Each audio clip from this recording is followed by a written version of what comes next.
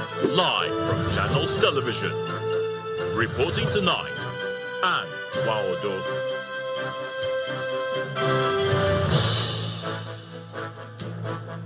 Hello and welcome to the news at 10. Tonight, Vice President Kashim Shettima urges the military to rise to Nigeria's security challenges through strategic leadership and unwavering professionalism. Federal government vows to hunt down and persecute those behind the horrific attack on worshippers at the Malumfashi Mosque in Kaduna State.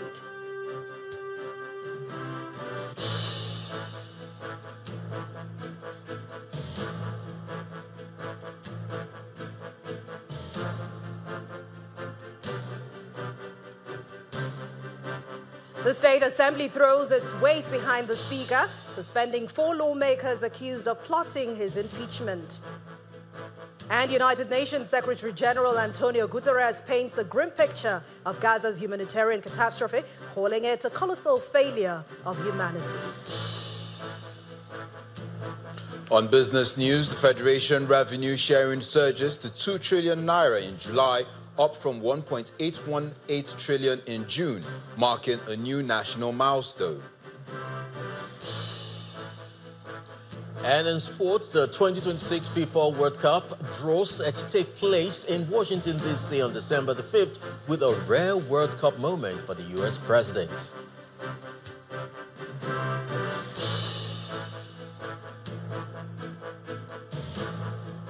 And from the nation's capital, Academic Staff Union of Polytechnics, ASUP, gives federal government 21-day ultimatum. It says, meet our demands or face industrial action.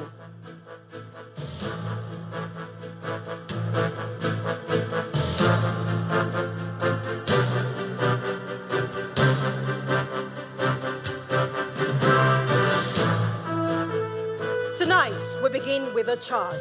Maintain the high standards of conduct and professionalism in your various institutions. But those words are coming from the Nigerian Armed Forces, from the Vice President, Senator Kashim Shettima. He gave his charge at the graduation ceremony of Course 33 of the Nigerian Defense College in Abuja. The Vice President, who represented President Bola Tinubu, emphasized the need for strategic leadership to address the myriad of security challenges confronting the nation. This is the graduation ceremony of the National Defense College Course 33, which signifies the successful completion of an 11-month strategic leadership and security course for senior military officers and civilians from Nigeria and other African nations. The Vice President, Kashim Shettima, who represented President Bola Tinubu, is joined by the Minister of State for Defense, Mr. Bello Matawale, the Chief of Defense Staff, some service chiefs, and other dignitaries.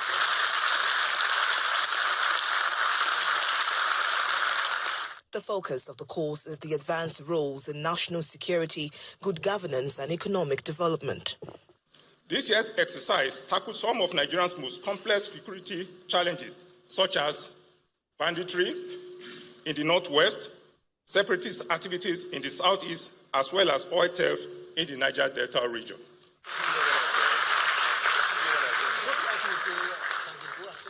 Vice President Kashim Shettima, who was the special guest of honor, emphasized the need for strategic leadership to address the security challenges confronting the country. You have been prepared for this moment.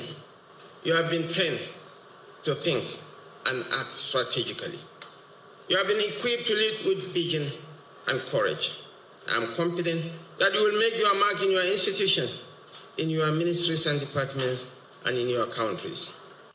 Addressing the participants, the Vice President speaks on the state of the nation and the commitment of the President to improve social capital. Today, there is a renewed confidence in our economy, reflected in the nation's rising business outlook. Today, even the stock market has grown by over 48% year on year, the best performance in almost 3 decades. After speeches, the presentation of certificates and awards were given as the participants commit to improve their roles in national security.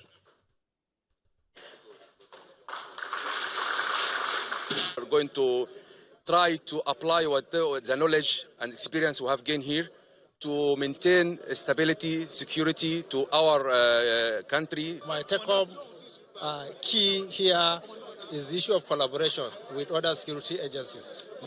The graduates say they are prepared to take on higher responsibilities in their respective national security and governance sectors, applying the knowledge gained to address complex national challenges. You'll agree that securing the nation is the most daunting task before the military, and to make greater impact in the field, former Chief of Defense Staff, retired General Tukur Buratai, is now advocating more support for officers and men on the field, especially in the area of intelligence gathering and support of the civilian population. He was speaking earlier today on our program, Sunrise Daily. There is serious need for community resilience in order to tackle some of these remote issues, like farmers not being able to go into their farms to farm peacefully, or they are attacked and killed or abducted, as well as kidnapped. It has become a cankerworm, sort of. But you see, the solution is multifaceted as well. It's not just reliance on government. While government, has overall responsibility, but individuals, communities, the actors on the ground there have very important role to play. From the local government, the chairman, and so on, as well as the state administrations. But I want to say that there is need for serious dialogue amongst all the parties or individuals or stakeholders within the community, within the local government, within the state. That is the way out for it. And I know we had a terrible experience while I served as Chief of Army Staff, where we see families, father, mother, all the children, all the siblings, they are all involved in this terrorism or or supporting the terrorists. So it's something that has been allowed to go along to permeate or to stay too long with us, and it's very dangerous. Still on security matters, following the killing of worshippers at a mosque in Malumfashi, local government area of Kaduna State, the federal government has vowed to hunt down and bring to justice the perpetrators of the heinous crime. In a statement signed by the Minister of Information and National Orientation, Mohammed Idris, the federal government says the callous and barbaric attack on harmless citizens who gathered in peace to worship is a crime that must not go unpunished. The statement further adds that security forces are already on the trail of the criminals and no stone will be left unturned until they are apprehended and held accountable for their actions. The minister reeled out some of government's efforts to bringing terrorists on their knees, like the arrest of top leaders of a savage group of terrorists, including Mahmoud al-Nigeri of the Mahmouda group and his deputy Abu Abba, alongside Mahmoud Mohammed Usman of the Ansaru group. He says the arrests of these terrorist leaders are an indication of the successes already being recorded by the Nigeria counter-terrorism operations as directed by President Bola Tinubu, who has made it very clear that acts of terrorism against the Nigerian state and its citizens will soon be a specter of the past. The Petroleum and Natural Gas Senior Staff Association of Nigeria is asking both public and private sector players in the energy sector to ensure continuous training of their workforce to bring them up to speed on global best practices. The president of the association, Mr. Festus Osifo, in his opening remarks at the third day of the Pengassan Energy and Labour Summit, says the union will begin to push for more access to knowledge for its members as the sector is very critical to the nation's economy. Our correspondent, Delio Moyeni, reports. A round of applause. It's the third and final day of the annual Pengassan Energy and Labour Summit that has brought together stakeholders in the oil and gas industry in Nigeria. The Pengassan president has a message for both public and private sector employers in the sector.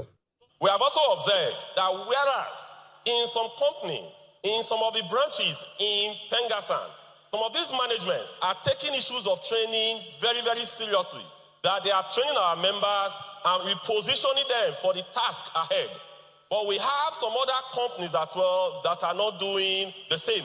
So we are calling on those managements that are here today, from the IOCs to the indigenous producers, to the international service company, to the local service companies, to the government agencies, to NNPC, to key into issues that are bordering on training.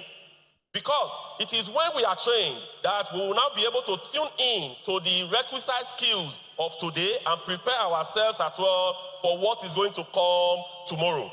In their interventions, some labor leaders applaud the impact of the summit. I have attended this program at least for the past 4 years. And anytime I come here, I take one or two things home.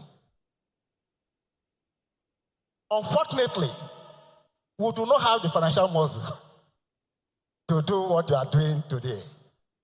But I can tell you that whatever you are doing today, the message is being passed.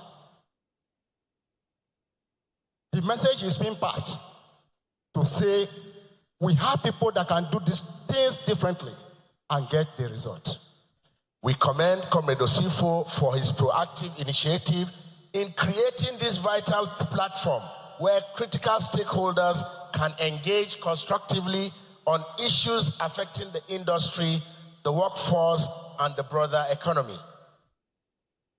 Distinguished invited guests and comrades, Energy and Labor Summit are twin pillars of national development, and Pengasson has shown leadership in bridging the gap between policy and practice. The welfare of workers also very critical. This summit not only demonstrates organizational excellence, but also reinforces the union's commitment to thought leadership and advocacy in the evolving sector. I have many of my colleagues. The summit also featured a presentation from a health expert who encouraged members to ensure periodic medical checks. Delia Moyen, Channels Television News. Let's head to Imo State now, where the Governor Hope Uzodimma is assuring stakeholders that the choice of his successor in 2028 will be guided strictly by democratic principles. He says his administration will respect due process and ensure fairness when the time comes for the leadership transition. Governor Uzodimma made this known during a meeting with leaders of the Imo East Senatorial District, also known as the Owerri Zone, at the Government House in Owerri, the state capital. This is the second time in 5 months that Governor Hope Uzodimma meets with leaders and stakeholders from the Owerri Zone at this venue. The meeting focuses on ongoing conversations around political succession and the application of the Charter of Equity ahead of the 2027 elections. In his address, Governor Uzodimma emphasizes that the choice of a successor must follow democratic principles, promote unity, and reflect the fear of God. I cannot come because there will be a contest and say, is this man who will be governor? That is not democracy. The reason is that we have seen that we follow democratic principles. But let us also try to consider those zones that have not been opportune to occupy this position. In this hall today, our zone is complete.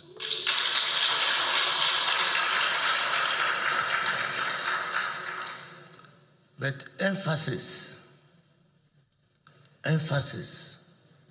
from experience is not to say we are united because you think it will be you. When it is not to you, you will no longer be united.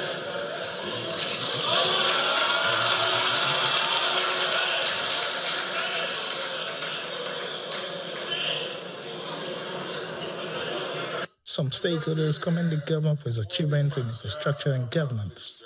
We are absolutely working very hard, Your Excellency, to advance your image. I have a copy of a communique that's issued by you as a segment of that association. I will pass it on to you to see what we are doing. We are mobilizing support for you. For all the things that you are doing, we are absolutely supporting you. Like Professor Classic said, we are supporting you that we will come down here and we troop out en masse to say this is the people that the country is protecting. What we are doing is unity. It doesn't matter who you choose, whoever you choose will be our candidate. That's what we are saying. Your Excellency, in this hall, we do not have party. But we have come to pledge loyalty to you because you have done well. You have done well for our state. God will continue to bless you. As discussions about the 2027 governorship election gather momentum in Imo State, the governor's message reflects his commitment to democratic values over personal interests. Iyitope Kute, Channels Television News. In part two, after the break, Academic Staff Union of Polytechnics, ASIP, gives the federal government a 21-day ultimatum: meet our demands or face industrial action. Please join us again.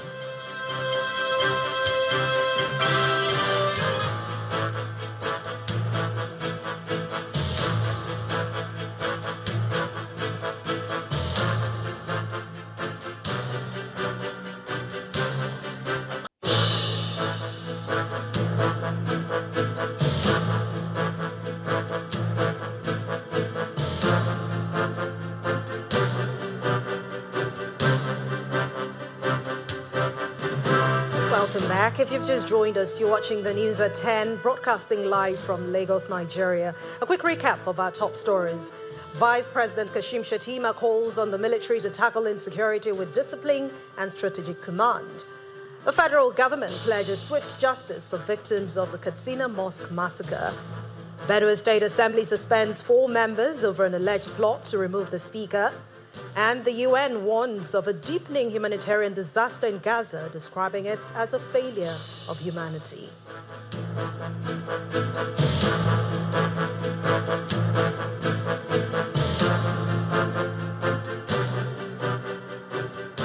Let's delve into the world of politics now.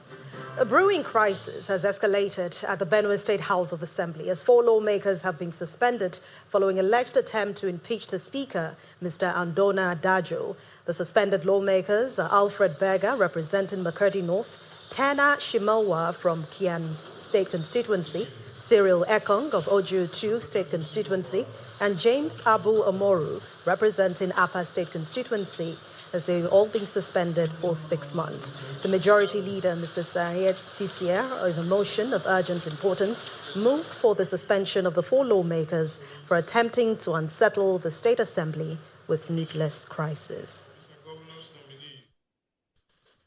That the House condemn in stronger terms dishonorable actions of Alfred Berger, Makurdi North representative, and his cohorts.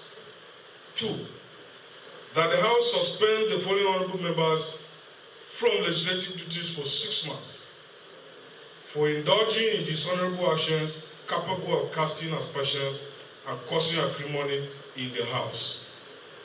1, Honorable Alfred Berger, Makurdi North State Constituency. 2, Honorable Shimawa Emmanuel Vandikia 2. 3, Honorable Siri Ekongejebe. 4, Honorable Abu Umoru James, Apa State Constituency. Mr. Speaker, I beg to so move for their suspension as the leadership agreed.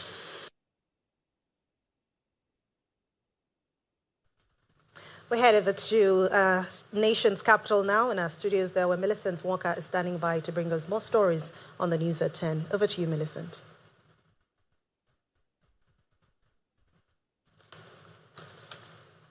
The Academic Staff Union of Universities, ASU, threatened a fresh round of strike if its demands are not met by the federal government. Today, the Academic Staff Union of Polytechnics, ASU, is asking the federal government to urgently address its demands before the expiration of the 21-day ultimatum issued last week during its emergency National Executive Council meeting. Well, this call was reiterated by the Zone B chapter of ASIP during its Congress held in Bauchi State. The zonal coordinator of ASIP Zone B, Comrade Limpi Simji, restated the union's key demands. At the expiration of ultimatum, what is the next step? Definitely. Who shut down? Definitely. Because if they don't call us for anything, definitely there must be a declaration of industrial dispute. But like the president said, we've been invited already. So we'll go and find out, why have they invited us? What and what do they have on the table for us? If it's something that will benefit our members from out of the plethora of issues, we will accept it. But if it is not, we will continue. There was also an ultimatum last year. But you know, we have to follow the process. We have to follow the process. When they take a very good step, we'll come back and sit down and look at the issues. Do we accept what government is giving, or do we continue? You understand? If they give us what we want, we will accept. If they don't give us what we want, we will continue till we get to the last day of the ultimatum. To health, where the executive director of the National Primary Healthcare Development Agency, Dr. Muyi Ino, says President Bola Tinubu's vision for Nigeria's health sector is to build a strong cohort of emerging leaders dedicated to improving primary healthcare across the country. He made the remarks during an engagement with National Health Fellows and Financial Management Officers in Okene, Kogi State. Dr. Ino, who noted that the initiative is already achieving results, commended them for identifying problems, proposing solutions, and working closely with the state and local health agencies to strengthen healthcare delivery. It's the first official engagement of the Executive Director of the National Primary Healthcare Development Agency, Dr. Muyi Ino, with National Health Fellows in Okene, Kogi State. The engagement is part of ongoing efforts to revitalize Nigeria's health system and advance the presidential priorities on health. The vision that President Tinubu had in establishing these programs is to build a cohort of leaders, emerging or future leaders in public health, primary healthcare, and other associated fields. I have done a few of these engagements, and I've seen an evolution in the types of feedback that we receive. In the very beginning, it was always very personal feedback. I don't have accommodation where they have not paid my allowance, my head is aching me, my uniform is too small, you know? But what I hear today is that some of those initial kinks and teething pains are being resolved. Dr. Ino also inspected a revitalized primary healthcare center in Ububuru, Idunuhwa, in Adavi local government area under the PHC Revitalization Initiative, a partnership between the federal and state governments. The facility, funded through the Impact Project and the recipient of the Basic Healthcare Provision Fund, has been upgraded from a small structure to a full-fledged Level 2 facility with residential quarters for health workers and new equipment on the way. I'm very impressed with the quality of the refurbishment. If you compare what this facility was before now, it was just a small structure with a couple of rooms. But you can see it's now a full-fledged Level 2 facility with residence for the health workers. It has, I've inspected the entire building. It has all of the space that we need. The National Primary Healthcare Development Agency is assuring Nigerians of its commitment to the transformative goals aimed at improving facilities and healthcare service delivery to all, especially those in rural and underserved areas. Victoria Longjon, Channels Television News. Meanwhile, as part of efforts to achieve universal health coverage for citizens, the Kaduna State government says it has increased enrollment access into contributory health insurance scheme for the informal sector. The Director General of Kaduna State Contributory Health Management Authority, Abubakar Hassan, who made the disclosure flagging off the scheme in Kagako local government area of the state, says over 400,000 residents across 23 local government areas have been enrolled, including 46,000 vulnerable persons.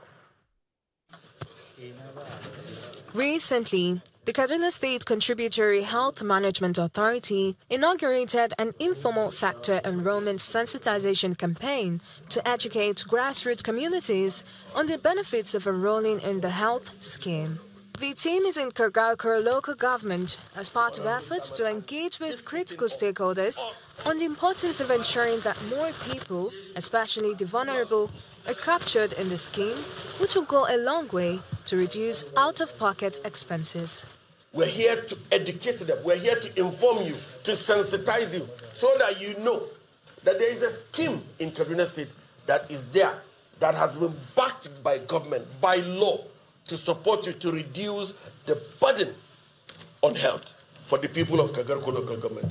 We want them to take this not with a pinch of salt, but to take this message as critical so that our people can benefit maximally from this out-of-pocket. Among other benefits, the contributory health scheme provides financial protection against unexpected medical expenses and quality healthcare such as antenatal, delivery, and postnatal care. One interesting thing, in all 255 wards, we have at least one active facility that is providing services for our enrollees. That is 255, our primary health care centers. And in every local government, all our general hospitals are part of the accredited facilities that are providing services for our own enrollees. Beyond the scheme, the Kargarko local government chairman also highlights other interventions by the Governor Obasani-led administration to strengthen healthcare in Kaduna State. When we said that we are going to enroll one person, then we'll make sure that person benefits from the scheme, meaning that we are going to pay for everything that it takes to get him and enroll into the scheme. So please use the opportunity by bringing in the most vulnerable people from your own wards to be enrolled. To strengthen universal health coverage, the Kaduna State Contributory Health Management Authority is considering making it mandatory for couples to present an enrollment card before getting married. And still ahead on the news at 10, 170 years of excellence as Baptist Academy Old Boys Association visits Channels Television with a special invitation as school marks a historic anniversary. Plus, it's big numbers from FAC as 1.8 trillion in June to 2 trillion in July. Nigeria hits a new high in monthly revenue sharing. That's coming off from Business News. Do join us again. The application.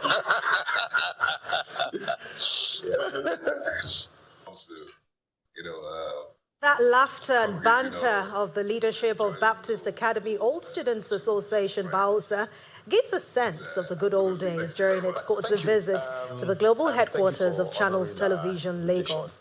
The school was founded in 1855 and its alumni now led by Mr. Olumide Ajomale as president, says the visit is in preparation of the school's 170th anniversary, where Dr. John Momo will serve as a guest speaker. One of the activities of anniversary, so which you...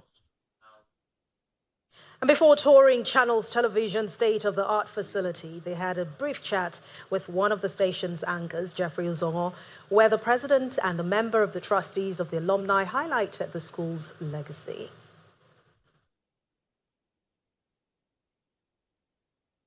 We take pride in saying we're the foremost, longest surviving school in Nigeria today. And 1855 says it all. It's a cherished legacy that we're all proud of, to have been part of that great institution. And in the last 70 years particularly, the Alumni Association has been very, very strong in promoting the ideals of this great school of ours. And so we're rolling out the drums this year to just bring back all the things we enjoyed while we were in school, the banters, but most importantly, also to become a voice for education in Nigeria being put in its proper place. When we were in school, it was like we were being raised for mission work. But if you look at mission work, do not let us limit it to the church. Look at it in the wider context. Mission work for good governance, mission work for excellence in whatever you do. And if you look at our products across different strata, different disciplines, you will see that commitment, that zeal to be missionaries for progress, to be missionaries for excellence. On his part, the chairman of the 170th Founders Day Planning Committee, Mr. Daniel Onifade, reeled out series of activities earmarked for the big event. So the school was founded on the 24th of October, 1855, the penultimate Wednesday of October that year. So the 24th of October, we'll be having the Thanksgiving and celebrations and doing a few things. But for the 2-month period, we'll be having several activities. But the celebrations themselves will start in September. So we'll be having a tree planting. We want to re-green parts of the environment there and encourage the students to appreciate the natural environment. We'll be having a public lecture in October. We'll be having a fundraising dinner in October. And the several sets will be launching several give back projects. What we learned at Baptist Academy was that be thou an example. And this moment of the school's chant. Who says so? Everybody. And who is everybody? The Baptist. So say 3 hearty cheers to the Baptist and say ra, say ra, say ra, ra, ra, say ra, say ra, say ra, ra, ra. I wish them a happy celebration. One of Nigeria's leading airline companies, Airpiece, has officially added a brand new Boeing 777, that's 777, to its fleet, marking a significant milestone in its expansion and commitment to providing world-class air travel services. The delivery ceremony took place today at the Murtala Mohammed International Airport in Lagos. The Boeing 777, known for its fuel efficiency and long-range capability, is set to enhance Airpiece's international route offerings and passenger comfort. This acquisition is part of Airpiece's strategy to boost connectivity between Nigeria and key global destinations, catering to increasing demand for both business and leisure travel. Our aviation correspondent Dominic Iwewu reports. It's a project delivered as management and operational staff of Airpiece are at the tarmac of the Murtala Mohammed International Airport to officially welcome the carrier's latest acquisition, a Boeing 777-200 series, one of the most advanced wide-body aircraft in the world. In keeping with tradition in the aviation sector, the water cannon salute welcomes the new Boeing 777-200 series to the tarmac.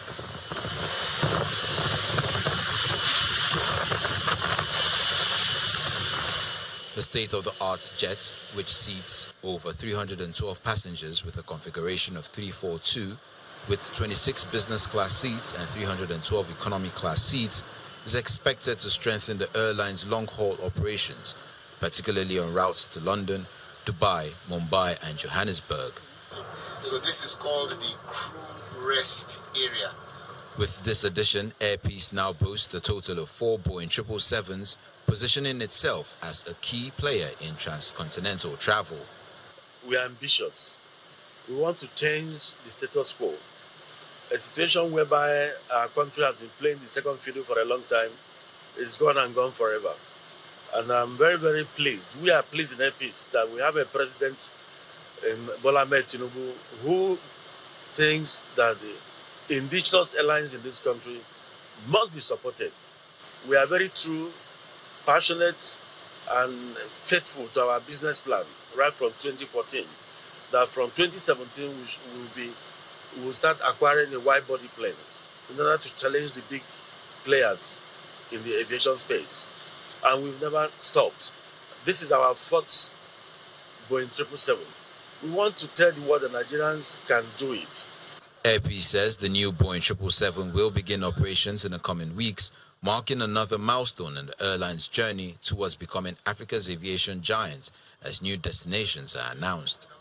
This arrival, like I said, we are going to start Abuja, Heathrow and Abuja Gatwick, and of course, we are starting Brazil this year. We are going to do Lagos, Sao Paulo non-stop. It's just 7 hours away or 7.5 hours away from here. With Airpiece, Brazil will become 7.5 hours only. Just a matter of take off from Lagos airport, go through the coast, hit the Atlantic Ocean, and in 7.5 hours we're in Sao Paulo. That's Sao Paulo is coming. Antigua is also coming in November. We are going to start the first scheduled flight operations out of Africa into the Caribbean.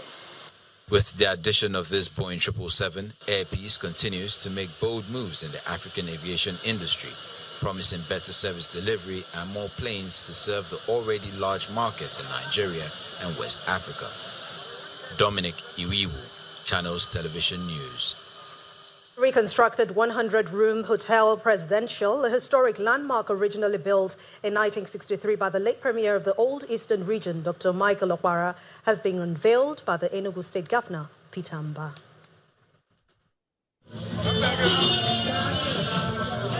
This is Hotel Presidential.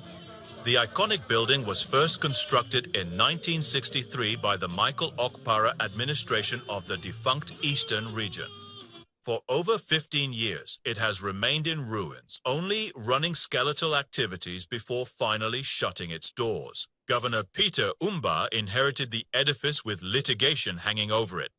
After securing a Supreme Court judgment in favor of the state, his administration awarded the contract for reconstruction in April 2024. The glory of God. Thank you.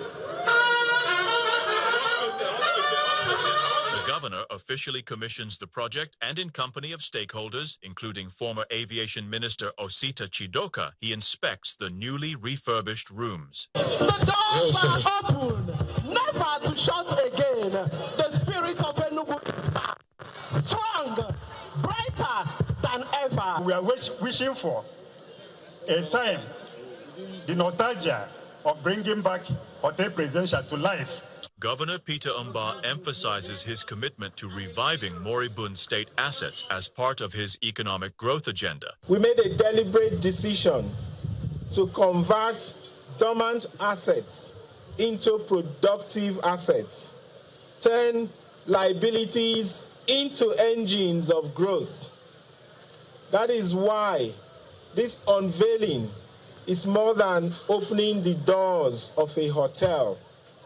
It is the reopening of Enugu's confidence. It is a tangible sign that when we say Enugu is open for business, we mean business. He highlights the economic value of the hotel, which will provide hundreds of direct jobs in hospitality, events management, engineering, landscaping, and other sectors. He also urges the youth to pursue their business dreams with hard work and consistency. My dear young people, the most valuable suite in this hotel is the opportunity it creates for you. Learn the craft, build the discipline, start the small businesses that supply the big businesses, and keep pushing your ideas. The 100-room Hotel Presidential, now set to run at full capacity, is positioned by the governor as a strategic driver of his 6-year plan to exponentially grow Enugu's economy. But over into the world of business, Dominic Iwiwu is standing by.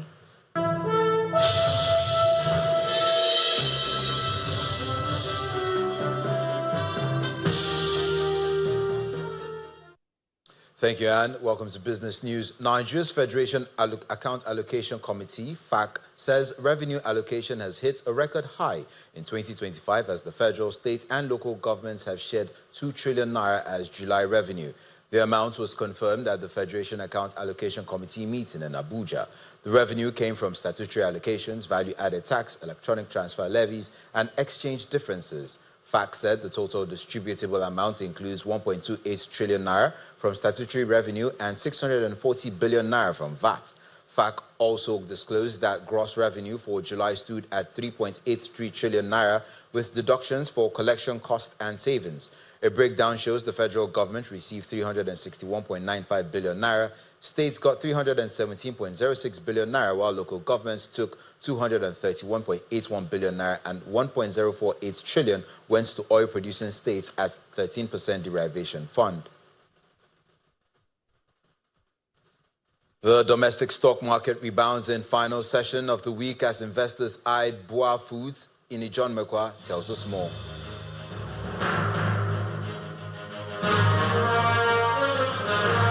Good evening, everyone. Welcome to the Stock Market Report. Well, it's good to end the week on a cheery note. Doesn't matter what happened in between, because today the market closed on a positive. The market gained 425 billion naira, and that brings us back to the 89 trillion naira level. And also for the oil share, we're back to 141,000 after the market. The oil share went up almost 0.5%, and it's because of Boa Foods. Boa Foods today gained 15 naira, leading the way for that green movement, and closed at 590 naira. Others also contributed to it. So let's look at the sectors and find out that, because for consumer goods, we know that Champion, the good news around Champion, that has still kept Champion on the mind of many investors. So it contributed to this more than 1% positive that we see. Banking is back, regained that. Of course, it's the Fugas, and it's 0.83% for banking. Oil and gas also, because of Japan Gold, mostly 0.07% at the close of trade today. What a way to end the week. In spite of everything that happened in between, we have the bull on the floor of the NGX.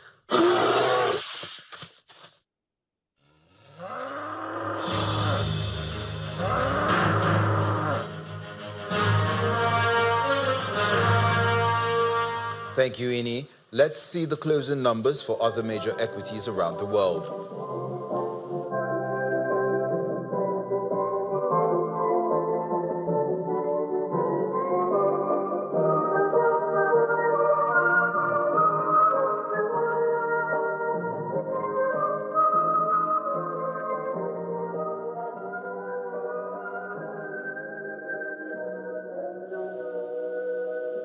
And that's it on Business News. Back to Anne for the rest of the news at 10.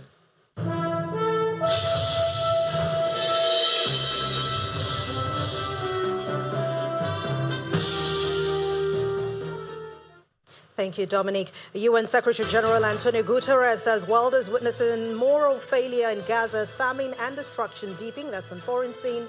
Please join us again.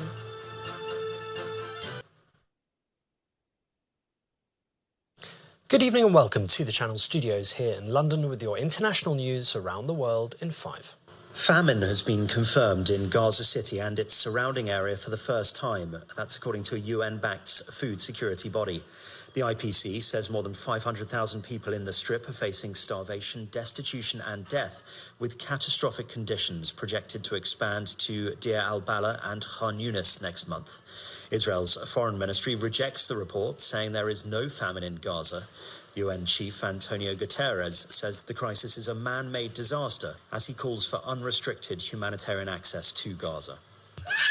Surgical insults and traumatic insults lead to this catabolic state where patients become even more thin and suck up all of their fat and muscles.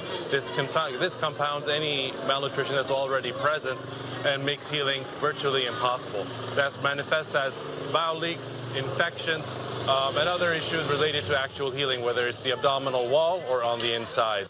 The top diplomat of the European Union has warned against pushing Ukraine to give up territory to Russia as part of a future peace deal. Kaja Kallas said letting Russia keep Ukrainian territories was a trap that Putin wants us to walk into. The Donbas region in eastern Ukraine has long been contested by Russia, with military aggression forcing 1.5 million Ukrainians to flee over the past decade. Ukraine has consistently rejected conceding the Donbas to the Kremlin in exchange for peace, though Mr. Trump stressed the need for swapping of territories. At least 18 people have been killed and dozens wounded in 2 separate attacks in Colombia, deepening the country's most serious security crisis in decades. 6 people died and more than 60 were injured after a car bomb exploded on a busy street in the western city of Cali in Colombia. Earlier, a separate drone attack against a police helicopter killed at least 12 people in a rural area outside the northwestern city of Medellin. Sri Lanka's former president, Ranil Wickremesinghe, has been arrested in connection with the alleged misuse of funds. The charge relates to trips he took abroad while serving as president. Wickremesinghe served as president from 2022 to 2024, stepping into the role after the country's worst-ever economic crisis triggered a popular uprising, causing his predecessor to flee. He was widely credited with helping put the island back on the road to economic recovery. India's Supreme Court has modified its previous order asking authorities in Delhi and its suburbs to move all stray dogs into shelters amid widespread protests by animal welfare groups. The 3-judge bench said that strays should be released after being vaccinated and sterilized, but added that dogs with rabies or aggressive behavior should be immunized and kept in shelters. The court also banned the feeding of stray dogs in public spaces and ordered dedicated areas to be set up for the purpose. Life-threatening rip currents and other dangers brought to the U.S. East Coast by nearby Hurricane Erin will last for at least a couple of days as the storm continues to head north. The storm has already soaked parts of the Atlantic coastline, including the North Carolina Outer Banks, a system of barrier islands. High winds and tropical storm conditions can be expected in the mid-Atlantic and southern New England coast. New Jersey has declared a state of emergency. Don't drown, turn around. We do not want you to become a casualty of Hurricane Erin. You know, we're always ready for this. And, you know, we always want to prepare for the worst, hope for the best. Waves that are expected to be between 10 and 15 feet, which are very large. So that is why, out of an abundance of caution, we will not allow people on the beach or in the water today. And dust scooped up from an asteroid by a NASA spacecraft 200 million miles from Earth has been found to contain material that is older than our sun. The first major study of the chemistry of the asteroid Bennu identified pre-solar grains, stardust that condensed around dying stars billions of years ago. An international team of scientists, including some from London's Natural History Museum, say the samples are a snapshot of the early solar system, more pristine than any meteorite on Earth. And that's your international news around the world in 5. Now back to the Channel studios in Lagos. Thank you, Simon. Welcome to Sports News. Head coach Eric Shell has selected team captain Williams Ekong, our first choice goalkeeper Stanley Wambali, defenders Olaoluwa Aino and Kevin Bossy, midfielder Alex Iwobi and Wilfred Ndidi, and forwards Victor Osimhen and Ademola Lookman in a provisional list of 31 for next month's 2026 FIFA World Cup qualifying matches against Rwanda and South Africa. U.S. President Donald Trump has announced the draw for the 2026 Men's World Cup will take place in Washington December the 5th. The tournament will take place across the United States, Canada, and Mexico and will feature 48 nations. Of course you can. That's sports. Says back to you, Anne. Chris, and a final look at tonight's stories. Vice President Kashim Shettima charges the military to act with professionalism in confronting national security threats. That's the news at 10 tonight. Thank you so much for watching. I'm Anne Wawada. Good night and have a wonderful weekend.